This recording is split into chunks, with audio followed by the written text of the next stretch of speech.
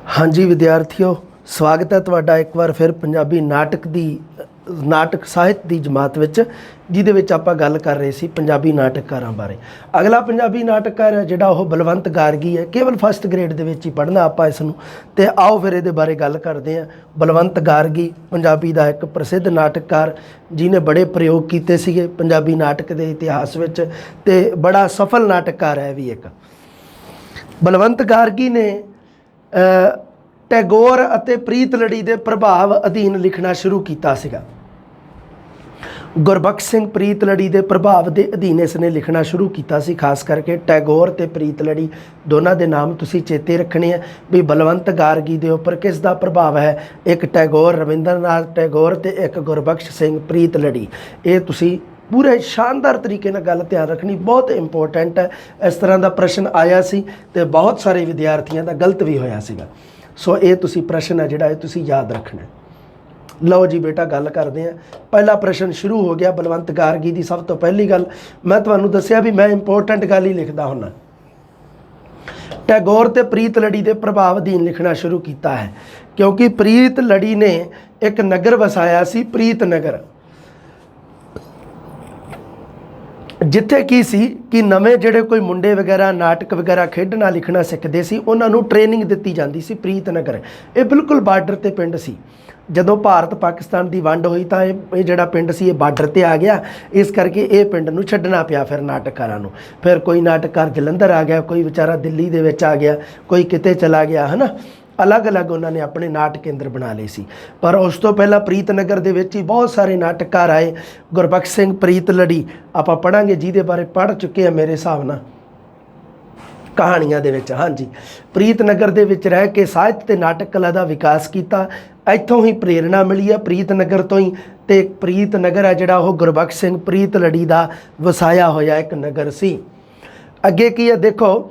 ਹਾਂ, ਵਿਸ਼ੇ ਤੇ ਤਕਨੀਕੀ ਤੇ ਸਟੇਜ ਪੱਖ ਤੋਂ ਪੰਜਾਬੀ ਨਾਟਕ ਵਿੱਚ ਸਭ ਤੋਂ ਵੱਧ ਸਫਲ ਤਜਰਬੇ ਕਰਨ ਵਾਲਾ ਕੌਣ ਹੈ? ਇਹ ਹੈਗਾ ਜੀ ਬਲਵੰਤ ਗਾਰਗੀ। ਵਿਸ਼ੇ ਦੇ ਪੱਖ ਤੋਂ, ਤਕਨੀਕ ਦੇ ਪੱਖ ਤੋਂ, ਸਟੇਜ ਦੇ ਪੱਖ ਤੋਂ ਅਗਰ ਕੋਈ ਪ੍ਰਸਿੱਧ ਹੋਇਆ, ਸਭ ਤੋਂ ਵੱਧ ਤਜਰਬੇ, ਮਤਲਬ ਕੀ ਹੁੰਦਾ ਨਵੇਂ ਪ੍ਰਯੋਗ ਕਰਨੇ, ਉਹ ਕਿਹਨੇ ਕੀਤੇ ਆ ਜੀ? ਉਹ ਹੈਗਾ ਸਾਡਾ ਬਲਵੰਤ ਗਾਰਗੀ। ਅਗਲੀ ਗੱਲ ਦੇਖੋ, ਪੰਜਾਬੀ ਦਾ ਅੰਤਰਰਾਸ਼ਟਰੀ ਨਾਟਕਕਾਰ ਹੈ। ਅਗਰ ਆ ਜੇ ਪ੍ਰਸ਼ਨ ਵੀ ਪੰਜਾਬੀ ਦਾ ਅੰਤਰਰਾਸ਼ਟਰੀ ਨਾਟਕਕਾਰ ਕੌਣ ਹੈ, ਤਾਂ ਉਹ ਹੈਗਾ ਜੀ ਬਲਵੰਤ ਗਾਰਗੀ। ਅਗਲਾ ਪ੍ਰਸ਼ਨ ਦੇਖੋ ਫਿਰ, ਨਾਟਕਾਂ ਦੀ ਮੂਲ ਸਮੱਸਿਆ ਕੀ ਹੈ? ਔਰਤਾਂ ਦੀਆਂ ਅਤ੍ਰਿਪਤ ਭਾਵਨਾਵਾਂ ਹਨ। ਔਰਤ ਦੀਆਂ ਦਮਿਤ ਭਾਵਨਾਵਾਂ ਨੂੰ ਆਧੁਨਿਕ ਦ੍ਰਿਸ਼ਟੀਕੋਣ ਦੇ ਵਿੱਚ ਪੇਸ਼ ਕੀਤਾ ਹੈ। ਔਰਤ ਦੀਆਂ ਦਮਿਤ ਸਪਰੈਸ਼ ਹੋਈਆਂ ਵੀਆਂ ਜਿਹੜੀਆਂ ਇੱਛਾਵਾਂ ਨੇ ਉਹਨਾਂ ਨੂੰ ਆਪਣੇ ਨਾਟਕਾਂ ਦੇ ਵਿੱਚ ਸਥਾਨ ਦੇਣ ਵਾਲਾ ਕੌਣ ਹੈ? ਉਹ ਹੈਗਾ ਜੀ ਬਲਵੰਤ ਗਾਰਗੀ। ਯਾਦ ਰੱਖਣੀ ਹੈ ਗੱਲ ਤੁਸੀਂ। ਅੱਗੇ ਘੁੱਗੀ, ਇਹਦਾ ਜਿਹੜਾ ਨਾਟਕ ਹੈ ਉਹ ਅਮਨ ਲਹਿਰ ਦੇ ਪ੍ਰਭਾਵ ਅਧੀਨ ਲਿਖਿਆ ਗਿਆ ਨਾਟਕ ਹੈ। ਅਮਨ ਲਹਿਰ ਚੱਲੀ ਸੀ, ਮਤਲਬ ਕੀ ਹੈ ਨਕਸਲਬਾੜੀ ਲਹਿਰ ਜਾਂ ਕੋਈ ਇਸ ਤਰ੍ਹਾਂ ਦੀ ਲਹਿਰ ਚੱਲਦੀ ਹੈ, ਉਸ ਤੋਂ ਬਾਅਦ ਇੱਕ ਅਮਨ ਲਹਿਰ ਵੀ, ਸ਼ਾਂਤੀ ਸਾਰੇ ਪਾਸੇ ਹੋ ਜੇ, ਉਸ ਦੇ ਅਧੀਨ ਲਿਖਿਆ ਗਿਆ ਘੁੱਗੀ। ਸੁਲਤਾਨ ਰਜ਼ੀਆ ਨਾਮ ਤੋਂ ਹੀ ਪਤਾ ਲੱਗੀ ਜਾਂਦਾ ਇਤਿਹਾਸਕ ਨਾਟਕ ਹੈ। ਲੋਹਾ ਕੁੱਟ ਹੈ ਜਿਹੜਾ ਇਸ ਦਾ ਪਹਿਲਾ ਨਾਟਕ ਸੀਗਾ। ਇਹਦੇ ਵਿੱਚ ਮਾਂ ਧੀ ਦੀਆਂ ਭਾਵਨਾਵਾਂ, ਇਹਦੇ ਵਿੱਚ ਕੀ ਆ ਵੀ ਲੋਹਾਰ ਸ਼੍ਰੇਣੀ ਨੇ ਇਹਦਾ ਬੜਾ ਵਿਰੋਧ ਕੀਤਾ ਸੀ, ਲੋਹਾ ਕੁੱਟ, ਕਿਉਂਕਿ ਲੋਹਾਰ ਸਾਡੇ ਲੋਹਾਰ ਲੋਕ ਨੇ ਜਿਹੜੇ ਵਿਚਾਰੇ ਗੱਡੀਆਂ ਵਾਲੇ ਜਿਹਨਾਂ ਨੂੰ ਆਪਾਂ ਕਹਿ ਦਿੰਦੇ ਹਾਂ, ਉਹਨਾਂ ਦੇ ਬਾਰੇ ਕਹਾਣੀ ਲਿਖੀ ਹੈ। ਦੋਨਾਂ ਦੀਆਂ ਅਤ੍ਰਿਪਤ ਕਾਮਨਾਵਾਂ ਨੂੰ ਆਪਣੇ ਨਾਟਕ ਦੇ ਵਿੱਚ ਪੇਸ਼ ਕੀਤਾ ਵੀ ਉਹ ਲੜਕੀ ਹੈ ਜਿਹੜੀ ਅੰਤ ਦੇ ਵਿੱਚ ਕਿਸੇ ਦੇ ਨਾਲ ਭੱਜਦੀ ਹੈ ਤੇ ਉਸ ਦੀ ਮਾਂ ਵੀ ਕਿਸੇ ਦੇ ਨਾਲ ਭੱਜ ਜਾਂਦੀ ਹੈ। ਮਾਂ ਧੀ ਦੀਆਂ ਅਤ੍ਰਿਪਤ ਇੱਛਾਵਾਂ ਨੂੰ ਲੋਹਾ ਕੁੱਟ ਨਾਟਕ ਦੇ ਵਿੱਚ ਦਰਸਾਇਆ ਗਿਆ ਹੈ। ਸੋ ਔਰਤ ਦੀਆਂ ਅਤ੍ਰਿਪਤ ਭਾਵਨਾਵਾਂ ਨੂੰ ਦਰਸਾਉਣ ਵਾਸਤੇ ਇਹਨੇ ਸਭ ਤੋਂ ਪਹਿਲੇ ਨਾਟਕ ਤੋਂ ਹੀ ਪਤਾ ਲੱਗ ਗਿਆ ਸੀ ਵੀ ਇਹਦਾ ਜਿਹੜਾ ਬਲਵੰਤ ਸਿੰਘ ਗਾਰਗੀ ਦੇ ਜਿਹੜੇ ਵਿਸ਼ੇ ਆ ਨਾਟਕਾਂ ਦੇ ਇਸ ਤਰ੍ਹਾਂ ਦੇ ਹੀ ਹੋਣਗੇ, ਲਗਭਗ ਇਸ ਤਰ੍ਹਾਂ ਦੇ ਆ। ਮਲਵਈ ਉਪਭਾਸ਼ਾ ਦੀ ਵਰਤੋਂ ਕੀਤੀ ਹੈ। ਭਾਰਤੀ, ਪੱਛਮੀ, ਰੂਸੀ ਆਦਿ ਵਿਧੀਆਂ ਦੀ ਵਰਤੋਂ ਕੀਤੀ ਹੈ। ਭਾਰਤੀ ਵਿਧੀਆਂ ਦੀ ਵਰਤੋਂ ਵੀ ਕੀਤੀ ਹੈ। ਰੂਸ ਦੇ ਵਿੱਚ ਕਿਵੇਂ ਦੇ ਨਾਟਕ ਲਿਖੇ ਜਾਂਦੇ ਸੀ ਉਹਨਾਂ ਵਿਧੀਆਂ ਤੋਂ ਵੀ ਬਹੁਤ ਪ੍ਰਭਾਵਿਤ ਹੋਇਆ, ਤਾਂ ਹੀ ਤਾਂ ਅੰਤਰਰਾਸ਼ਟਰੀ ਨਾਟਕਕਾਰ ਹੈ ਇਹ। ਅੰਤਰਰਾਸ਼ਟਰੀ ਨਾਟਕਕਾਰ ਕਿਵੇਂ ਹੋ ਗਿਆ? ਕਿਉਂਕਿ ਭਾਰਤੀ, ਰੂਸੀ ਤੇ ਉਸ ਤੋਂ ਬਾਅਦ ਯੂਰਪੀਅਨ ਜਿਵੇਂ ਪੱਛਮੀ ਵਿਧੀਆਂ ਦੀ ਵਰਤੋਂ ਕਰਦਾ, ਨਾਟ ਵਿਧੀਆਂ ਦੀ। ਚਿੰਨਮਈ ਤੇ ਕਾਵਮਈ ਵਾਰਤਾਲਾਪ ਦੀ ਵਰਤੋਂ ਕਰਦਾ ਹੈ। ਵਾਰਤਾਲਾਪ ਸਿੱਧਾ ਸਾਦਾ ਸਰਲ ਨਹੀਂਗਾ, ਚਿੰਨਮਈ ਆਪਣੀ ਗੱਲ ਨੂੰ ਚਿੰਨ੍ਹਾਂ ਦੇ ਦੁਆਰਾ ਪ੍ਰਗਟ ਕਰਦਾ ਹੈ। ਦੂਸਰੀ ਗੱਲ ਕੀ ਹੈ ਕਿ ਕਾਵਮਈ ਵਾਰਤਾਲਾਪ ਹੈ। ਵਾਰਤਾਲਾਪ ਕਾਵਿਕ ਢੰਗ ਦਾ ਹੈ, ਸਿੱਧਾ ਸਾਦਾ ਸਰਲ ਨਹੀਂ ਹੈ। ਮਨੋਵਿਗਿਆਨਿਕ ਸਮੱਸਿਆਵਾਂ ਨੂੰ ਆਪਣੇ ਨਾਟਕਾਂ ਦੇ ਵਿੱਚ ਰੱਖਦਾ ਹੈ ਤੇ ਜਿਹੜੀ ਇਹ ਮਤਲਬ ਕੀ ਹੈ, ਅਤ੍ਰਿਪਤੀ ਹੈ ਜਿਹੜੀ ਕਿਸੇ ਗੱਲ ਤੋਂ ਲੈ ਕੇ ਅਸੰਤੁਸ਼ਟੀ, ਅਤ੍ਰਿਪਤੀ ਹੈ ਜਿਹੜੀ, ਇਹ ਇੱਕ ਮਨੋਵਿਗਿਆਨਿਕ ਸਮੱਸਿਆ ਹੈ ਜੀ। ਇਹ ਇੱਕ ਸਮਾਜਿਕ ਸਮੱਸਿਆ ਨਹੀਂ ਗੀ, ਇਹ ਇੱਕ ਸਰੀਰਕ ਸਮੱਸਿਆ ਨਹੀਂ ਗੀ, ਇਹ ਇੱਕ ਰਾਜਨੀਤਿਕ ਸਮੱਸਿਆ ਨਹੀਂ ਗੀ। ਅਤ੍ਰਿਪਤੀ ਹੈ ਮਨੋਵਿਗਿਆਨਿਕ, ਮਾਨਸਿਕਤਾ ਦੇ ਨਾਲ ਸੰਬੰਧਿਤ ਸਮੱਸਿਆ।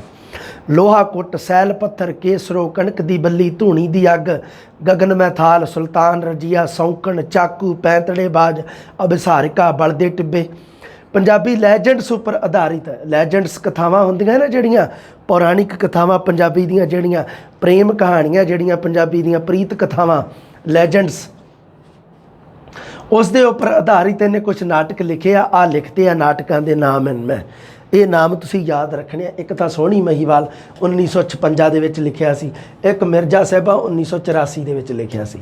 ਠੀਕ ਹੈ ਬੇਟਾ ਜੀ, ਧਿਆਨ ਰੱਖਣਾ, ਨਾਮ ਵੀ ਧਿਆਨ ਰੱਖਣਾ, ਸਨ ਵੀ ਚੇਤੇ ਰੱਖ ਲਿਓ ਇਸ ਦਾ। ਵਿਸ਼ਿਸ਼ਟ ਵਰਗ, ਐਲੀਟ ਦਾ ਨਾਟਕਕਾਰ ਇਸ ਨੂੰ ਕਿਹਾ ਜਾਂਦਾ। ਐਲੀਟ ਦਾ ਮਤਲਬ ਹੀ ਹੁੰਦਾ ਵਿਸ਼ਿਸ਼ਟ ਵਰਗ। ਵਿਸ਼ਿਸ਼ਟ ਵਰਗ, ਵਿਸ਼ਿਸ਼ਟ ਵਰਗ ਦੇ ਵਿੱਚ ਕਿਹੜਾ ਆਉਂਦਾ? ਖਾਸ ਕਰਕੇ ਇਸਤਰੀਆਂ ਬਾਰੇ ਲਿਖਣ ਵਾਲਾ। ਜਿਵੇਂ ਕਹਾਣੀਕਾਰ ਕਰਤਾਰ ਸਿੰਘ ਦੁੱਗਲ ਨੂੰ ਕੁੜੀਆਂ ਦਾ ਕਹਾਣੀਕਾਰ ਹੋਣ ਦਾ ਖਿਤਾਬ ਦਿੱਤਾ ਜਾਂਦਾ ਹੈ, ਤੇ ਉਵੇਂ ਹੀ ਇਸ ਨੂੰ ਵਿਸ਼ਿਸ਼ਟ ਵਰਗ, ਐਲੀਟ ਦਾ ਨਾਟਕਕਾਰ ਕਿਹਾ ਜਾਂਦਾ ਹੈ। ਕੇਸਰੋ ਹੈ ਜਿਹੜਾ ਨਾਟਕ ਦਾ 1952 ਦੇ ਵਿੱਚ ਲਿਖਿਆ ਗਿਆ ਪ੍ਰਸਿੱਧ ਨਾਟਕ ਹੈ, ਸਾਰੇ ਹੀ ਪ੍ਰਸਿੱਧ ਹੈ ਇਹਦੇ ਨਾਟਕ। ਕੇਸਰੋ ਨਾਟਕ ਹੈ ਜਿਹੜਾ ਉਹ ਸਮਾਜਿਕ ਭ੍ਰਿਸ਼ਟਾਚਾਰ ਦੀ ਗੱਲ ਕਰਦਾ ਹੈ। ਮਤਲਬ ਕੇਸਰੋ ਨਾਟਕ ਦੇ ਵਿੱਚ ਸਮਾਜਿਕ ਭ੍ਰਿਸ਼ਟਾਚਾਰ ਦੀ ਸਮੱਸਿਆ ਨੂੰ ਦਰਸਾਇਆ ਗਿਆ ਹੈ। ਸਮਾਜਿਕ ਭ੍ਰਿਸ਼ਟਾਚਾਰ, ਧਿਆਨ ਰੱਖਿਓ, ਰਾਜਨੀਤਿਕ ਭ੍ਰਿਸ਼ਟਾਚਾਰ ਨਹੀਂ, ਕੋਈ ਮਤਲਬ ਆਰਥਿਕ ਭ੍ਰਿਸ਼ਟਾਚਾਰ ਨਹੀਂ, ਸਮਾਜਿਕ ਭ੍ਰਿਸ਼ਟਾਚਾਰ ਯਾਦ ਰੱਖਿਓ, ਸਮਾਜਿਕ ਭ੍ਰਿਸ਼ਟਾਚਾਰ, ਜਿਹਦੇ ਵਿੱਚ ਗਰੀਬੂ ਸ਼ਾਹ, ਸ਼ਾਹੂਕਾਰ ਦੀ ਲੁੱਟ ਖਸੁੱਟ ਦਾ ਬਿਆਨ ਕੀਤਾ ਹੈ। ਲਓ ਜੀ, ਸ਼ਾਹੂਕਾਰ ਲੁੱਟਦਾ ਹੈ ਸਮਾਜ ਦੇ ਵਿੱਚ ਦੂਜੇ ਲੋਕਾਂ ਨੂੰ, ਜਾਂ ਵਿਆਜ 'ਤੇ ਪੈਸੇ ਦੇ ਕੇ ਜਾਂ ਕਿਵੇਂ ਵੀ, ਹੈ ਨਾ, ਅਤੇ ਉਹਦਾ ਨਾਮ ਹੈ ਗਰੀਬੂ ਸ਼ਾਹ। ਆਹ ਤਾਂ ਬੜਾ ਸਿਰਾ ਕਰਾਤਾ, ਹੈ ਨਾ, ਵੀ ਕੰਮ ਕਾਇਰਾਂ ਵਾਲੇ ਅਤੇ ਨਾਮ ਬਹਾਦਰ ਸਿੰਘ, ਨਾਮ ਗਰੀਬੂ ਸ਼ਾਹ, ਹੈ ਸ਼ਾਹੂਕਾਰ ਅਤੇ ਲੋਕਾਂ ਦਾ ਖੂਨ ਚੂਸ ਚੂਸ ਕੇ ਪੈਸਾ ਧਨ ਇਕੱਠਾ ਕੀਤਾ ਹੋਇਆ। ਕਣਕ ਦੀ ਬੱਲੀ, ਬੱਲੀ ਹੁੰਦਾ ਸਿੱਟਾ ਜਿਹੜਾ ਲੱਗਿਆ ਹੁੰਦਾ ਨਾ, ਕਣਕ ਦਾ ਸਿੱਟਾ ਉੱਪਰ ਲੱਗਿਆ ਹੁੰਦਾ, ਉਸ ਨੂੰ ਕਿਹਾ ਜਾਂਦਾ ਬੱਲੀ, ਕਣਕ ਦੀ ਬੱਲੀ। ਕਣਕ ਦੀ ਬੱਲੀ 1954 ਦੇ ਵਿੱਚ ਇਸ ਦਾ ਲਿਖਿਆ ਗਿਆ ਨਾਟਕ ਹੈ, ਇੱਕ ਦੁਖਾਂਤ ਰਚਨਾ ਹੈ। ਵਿਸਵੇਦਾਰੀ ਸਮਾਜ ਦੇ ਜ਼ੁਲਮ ਅਤੇ ਕਿਸਾਨਾਂ ਦੇ ਅਧਿਕਾਰਾਂ ਬਾਰੇ ਗੱਲ ਕੀਤੀ ਹੈ। ਇਹਦੇ ਵਿੱਚ ਪੰਜਾਬੀ ਸੱਭਿਆਚਾਰ ਦੀਆਂ ਕੁਝ ਝਾਕੀਆਂ ਵੀ ਦਿਖਾਈਆਂ ਗਈਆਂ, ਵੀ ਜਿਹੜਾ ਕਿਸਾਨਾਂ ਤੋਂ ਉੱਪਰਲਾ ਜਿਹੜਾ ਇੱਕ ਸਮਾਜ ਹੈ ਵਿਸਵੇਦਾਰੀ ਸਮਾਜ, ਉਸ ਦੇ ਜ਼ੁਲਮ ਅਤੇ ਕਿਸਾਨਾਂ ਦੇ ਅਧਿਕਾਰਾਂ ਬਾਰੇ, ਵਿਸਵੇਦਾਰੀ ਵਰਸੇਜ ਕਿਸਾਨ ਨਾਲ ਸੰਬੰਧਿਤ ਨਾਟਕ ਇਸ ਦਾ ਕਿਹੜਾ ਹੈ? ਨਾਟਕ ਦਾ ਨਾਮ ਹੈ ਕਣਕ ਦੀ ਬੱਲੀ। ਕਣਕ ਦੀ ਬੱਲੀ ਵੀ ਇਹਦਾ ਇੱਕ ਪ੍ਰਸਿੱਧ ਨਾਟਕ ਰਿਹਾ ਹੋਇਆ। ਧੂਣੀ ਦੀ ਅੱਗ 1968 ਦੇ ਵਿੱਚ ਇਸ ਦਾ ਇੱਕ ਨਾਟਕ ਲਿਖਿਆ ਗਿਆ। ਔਰਤ ਵੱਲੋਂ ਮਰਦ ਤੋਂ ਲਏ ਪ੍ਰਤੀਸ਼ੋਧ ਦੀ ਕਹਾਣੀ ਹੈ। ਇੱਕ ਔਰਤ ਹੈ ਜੋ, ਉਸ ਨੂੰ ਕੀ ਹੈ ਕਿ ਉਹ ਕਿਸੇ ਮਰਦ ਤੋਂ ਆਪਣਾ ਪ੍ਰਤੀਸ਼ੋਧ ਲੈਂਦੀ ਹੈ, ਬਦਲਾ। ਪ੍ਰਤੀਸ਼ੋਧ ਮਤਲਬ ਹੁੰਦਾ ਬਦਲਾ। ਬਦਲਾ ਲੈ ਲਈ ਸੋਹਣਿਆ ਜੇ ਮਾਂ ਦਾ ਜਾਇਆ। ਸੋ ਇਹ ਬਦਲੇ ਦੇ ਨਾਲ, ਪ੍ਰਤੀਸ਼ੋਧ ਦੇ ਨਾਲ ਸੰਬੰਧਿਤ ਇੱਕ ਕਹਾਣੀ ਹੈ, ਜੋ ਪੱਛਮੀ ਨਾਟਕਕਾਰ ਆਰਤੋ, ਪੱਛਮੀ ਦਾ ਇੱਕ ਨਾਟਕਕਾਰ ਸੀ ਪੱਛਮ ਦਾ, ਉਸ ਦਾ ਥੀਏਟਰ ਸੀਗਾ ਪ੍ਰਸਿੱਧ। ਆਵ ਕਰੂਐਲਿਟੀ ਤਕਨੀਕ ਦੀ ਵਰਤੋਂ ਕੀਤੀ ਗਈ ਹੈ। ਕਰੂਐਲਿਟੀ ਕਿਸ ਨੂੰ ਕਹਿੰਦੇ ਆ? ਨਿਰਦਇਤਾ, ਜਿਸ ਨੂੰ ਆਪਾਂ ਕਹਿ ਦਿੰਦੇ। ਕਰੂਅਲ ਮੈਨੇ ਹੁੰਦਾ ਨਿਰਦਈ। ਸੋ ਉਹ ਇੰਨੇ ਨਿਰਦਈ ਢੰਗ ਦੇ ਨਾਲ ਉਹ ਬਦਲਾ ਲੈਂਦੀ ਹੈ ਉਸ ਦੇ ਔਰਤ ਵੱਲੋਂ ਮਰਦ ਤੋਂ ਲਏ ਪ੍ਰਤੀਸ਼ੋਧ ਦੀ ਕਹਾਣੀ ਦਾ ਇਸ ਦੇ ਵਿੱਚ ਜ਼ਿਕਰ ਹੈ, ਜਿਹਦਾ ਨਾਮ ਹੈ ਧੂਣੀ ਦੀ ਅੱਗ। 1968 ਦੇ ਵਿੱਚ ਰਚਿਆ ਗਿਆ ਪ੍ਰਸਿੱਧ ਨਾਟਕ। ਗਗਨ ਮੈਂ ਥਾਲ, ਗਗਨ ਮੈਂ ਥਾਲ 1969 ਦੇ ਵਿੱਚ ਅਤੇ ਸੁਲਤਾਨ ਰਜੀਆ 1970 ਦੇ ਵਿੱਚ। ਇਹ ਜਿਹੜੇ ਨਾਟਕ ਆ ਇਹਨਾਂ ਦੇ ਵਿੱਚ ਬਰਤੋਲਤ ਬ੍ਰੈਖਤ, ਪ੍ਰਸਿੱਧ ਨਾਟਕਕਾਰ ਹੈ ਬਰਤੋਲਤ ਬ੍ਰੈਖਤ, ਉਸ ਦੇ ਐਪਿਕ ਥੀਏਟਰ ਦੇ ਸੰਕਲਪ ਦੀ ਵਰਤੋਂ ਕੀਤੀ ਗਈ ਹੈ। ਐਪਿਕ ਦਾ ਮਤਲਬ ਹੁੰਦਾ ਹੈ ਮਹਾਕਾਵ। ਉਹਦੇ ਐਪਿਕ ਥੀਏਟਰ ਮਤਲਬ ਨਾਟਕ ਰਚਣ ਦਾ ਇੱਕ ਢੰਗ ਹੁੰਦਾ ਹੈ। ਆ ਵੀ ਜਿਹੜਾ ਉੱਪਰ ਹੈ, ਜਿਹੜਾ ਮਤਲਬ ਆ ਥੀਏਟਰ ਆਵ ਕਰੂਐਲਿਟੀ, ਇਹ ਵੀ ਨਾਟਕ ਰਚਣ ਦਾ ਇੱਕ ਢੰਗ ਹੈ। ਨਾਟਕ ਰਚਣ ਦੀ ਸ਼ੈਲੀ, ਵਿਧੀ ਕਹਿ ਲਓ ਤੁਸੀਂ, ਹੈ ਨਾ, ਨਾਟਕ ਲਿਖਣ ਦਾ ਇੱਕ ਢੰਗ ਹੈ। ਉਸ ਤਰੀਕੇ ਨੂੰ ਅਪਣਾਇਆ ਗਿਆ ਹੈ, ਜਿਵੇਂ ਕਿ ਆਰਤੋ ਦਾ ਥੀਏਟਰ ਆਵ ਕਰੂਐਲਿਟੀ ਦੀ ਤਕਨੀਕ ਨੂੰ ਅਪਣਾ ਕੇ ਬਲਵੰਤ ਗਾਰਗੀ ਨੇ ਕਿਹੜਾ ਨਾਟਕ ਲਿਖਿਆ ਸੀ? ਧੂਣੀ ਦੀ ਅੱਗ। ਆ ਨਾਮ ਜੇ ਭੈੜੇ ਭੈੜੇ ਜੇ ਆ, ਸਿਰਫ ਯਾਦ ਰੱਖਣੇ ਆ, ਇਹਨਾਂ ਦਾ ਅਰਥ ਕੋਈ ਨਹੀਂ ਨਿਕਲਦਾ। ਹੁਣ ਮੈਂ ਆਰਤੋ ਨਾਮ ਦੇ ਬੰਦੇ ਦਾ ਕੀ ਅਰਥ ਕੱਢ ਲਵਾਂ? ਗਗਨਮੈ ਥਾਲ ਤੇ ਸੁਲਤਾਨ ਰਜੀਆ ਜਿਹੜੇ ਇਹਨਾਂ ਦੇ ਉੱਪਰ ਬਰਤੌਲਤ ਬਰਖਤ ਦੇ ਐਪਿਕ ਥੀਏਟਰ ਦਾ ਪ੍ਰਭਾਵ ਹੈ। ਜਿਵੇਂ ਧੂਣੀ ਦੀ ਅੱਗ ਦੇ ਉੱਪਰ ਆਰਤੋ ਦਾ ਥੀਏਟਰ ਔਵ ਕ੍ਰੂਐਲਿਟੀ ਦਾ ਪ੍ਰਭਾਵ ਹੈ। ਸਮਝ ਲੱਗੀ ਗੱਲ ਦੀ? ਜਿਹੜੀ ਗੱਲ ਮੈਂ ਤੁਹਾਨੂੰ ਦੱਸਣੀ ਚਾਹੁੰਦਾ, ਖਤਮ ਹੋ ਗਿਆ ਬਲਵੰਤ ਗਾਰਗੀ ਬੇਟਾ ਜੀ। ਬਲਵੰਤ ਗਾਰਗੀ ਦੇ ਬਾਰੇ ਗੱਲਾਂ ਬਹੁਤ ਇੰਪੋਰਟੈਂਟ ਦੱਸਦੀਆਂ ਤੁਹਾਨੂੰ, ਇਸ ਤੋਂ ਉੱਪਰ ਕੋਈ ਗੱਲਾਂ ਨਹੀਂ ਹੈ। ਲਓ ਜੀ, ਗੱਲ ਤੁਸੀਂ ਯਾਦ ਰੱਖਣੀ ਹੈ ਥੋੜ੍ਹੀ ਜਿਹੀ ਬਲਵੰਤ ਗਾਰਗੀ ਦੇ ਬਾਰੇ। ਦੁਬਾਰੇ ਫਿਰ ਮੈਂ ਥੋੜ੍ਹਾ ਜਿਹਾ ਰਿਪੀਟ ਕਰਦਾ ਇਸ ਨੂੰ, ਵੀ ਸਭ ਤੋਂ ਪਹਿਲਾਂ ਤਾਂ ਆਹੀ ਗੱਲ ਤੁਸੀਂ ਚੇਤੇ ਰੱਖਣੀ ਹੈ। ਟੈਗੋਰ ਤੇ ਪ੍ਰੀਤਲੜੀ ਦੇ ਪ੍ਰਭਾਵ ਦੇ ਅਧੀਨ ਲਿਖਣਾ ਇਸ ਨੇ ਸ਼ੁਰੂ ਕੀਤਾ ਸੀਗਾ। ਇਹ ਪਹਿਲਾ ਪ੍ਰਸ਼ਨ ਹੀ ਤੁਹਾਡਾ ਬਣਦਾ, ਸਭ ਤੋਂ ਇੰਪੋਰਟੈਂਟ ਪ੍ਰਸ਼ਨ ਵੀ ਇਹੀ ਬਣਦਾ, ਸਭ ਤੋਂ ਔਖਾ ਪ੍ਰਸ਼ਨ ਵੀ ਇਹੀ ਬਣਦਾ। ਬਾਕੀ ਤਾਂ ਸਾਰੇ ਕਾਮਨ ਤੁਸੀਂ ਯਾਦ ਰੱਖ ਲਓਗੇ, ਕਿਉਂਕਿ ਤੁਹਾਨੂੰ ਦੱਸ ਹੀ ਦਿੱਤੀ ਗੱਲ।